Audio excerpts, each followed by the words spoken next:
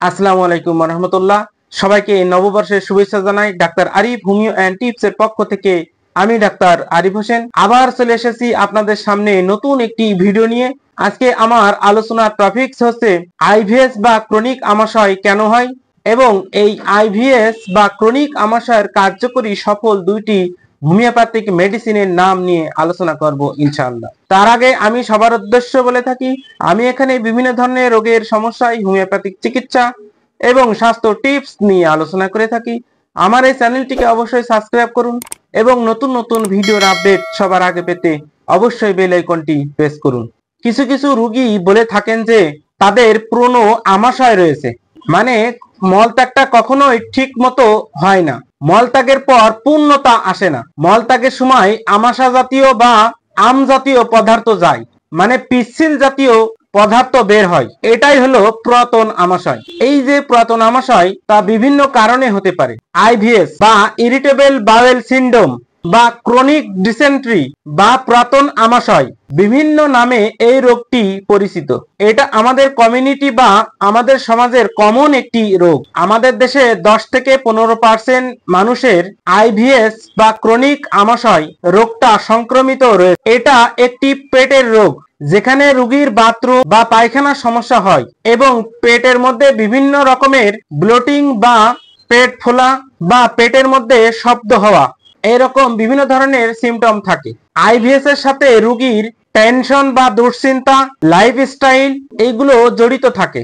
এখন জানাবো আইবিএস বা ক্রনিক আমাশয় কেন হয় বা কাদেরই বা এই আইবিএস এর সমস্যা হয়। এই ধরনের রোগের অ্যাকচুয়ালি কোনো কারণ জানা নাই, তবে অতিরিক্ত টেনশন, দুশ্চিন্তা বা যাদের পেশা খুব কঠিন বা টেনশনের মধ্যে থাকতে হয় বা যাদের জীবনে বিভিন্ন রকমের অ্যাক্সিডেন্ট বা দুশ্চিন্তা বা ফ্যামিলি ব্যাকগ্রাউন্ড, তাদের মধ্যে এই আইভিএস এর সমস্যা বেশি দেখা যায়।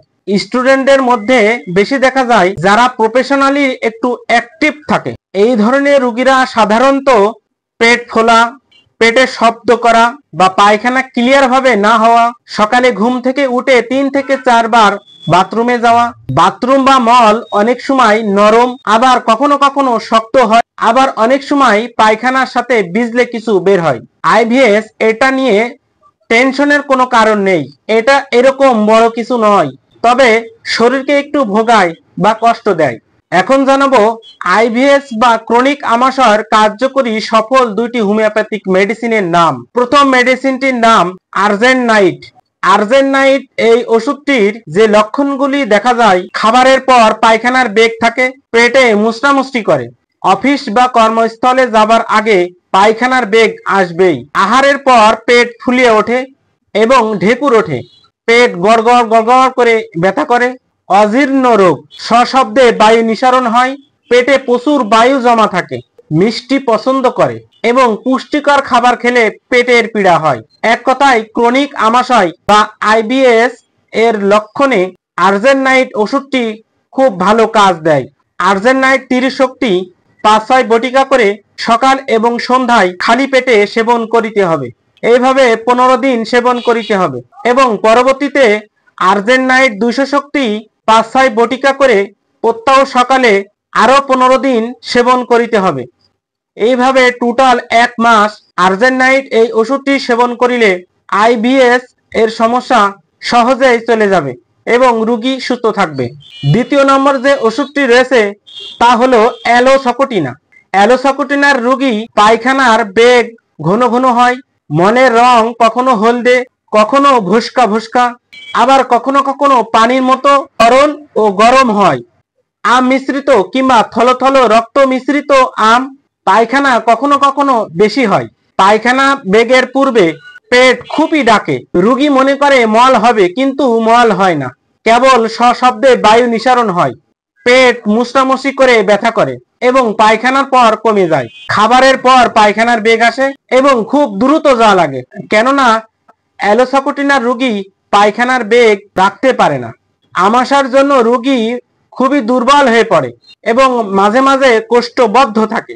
অ্যালোসকোটিনা 30 শক্তি 5-6 বটিকা করে সকাল এবং সন্ধ্যায় 15 দিন সেবন করিলে রোগী সম্পূর্ণভাবে সুস্থ হবে। আইবিএস বা ক্রনিক আমাশয় থেকে মুক্ত হবার জন্য জীবন প্রণালী একটু চেঞ্জ করতে হবে, খাওয়া দাওয়া কন্ট্রোল করতে হবে, নিয়মিত ব্যায়াম করতে হবে। হোমিও ওষুধ সেবনের মাধ্যমে এই রোগ থেকে মুক্তি পাওয়া সম্ভব হবে। আমার এই ভিডিওটি ভালো লাগলে অবশ্যই লাইক, কমেন্ট এবং শেয়ার করবেন। আমার এই চ্যানেলটিকে যারা এখনো সাবস্ক্রাইব করেননি অবশ্যই সাবস্ক্রাইব করুন এবং ভিডিওর আপডেট তৎক্ষণাৎ পেতে অবশ্যই বেল আইকনটি প্রেস করুন। আজ এ পর্যন্তই, দেখা হবে এরকম কোনো একটি ভিডিও নিয়ে। ততদিন সবাই ভালো থাকুন, হোমিওপ্যাথিক চিকিৎসা নিন, সুস্থ থাকুন।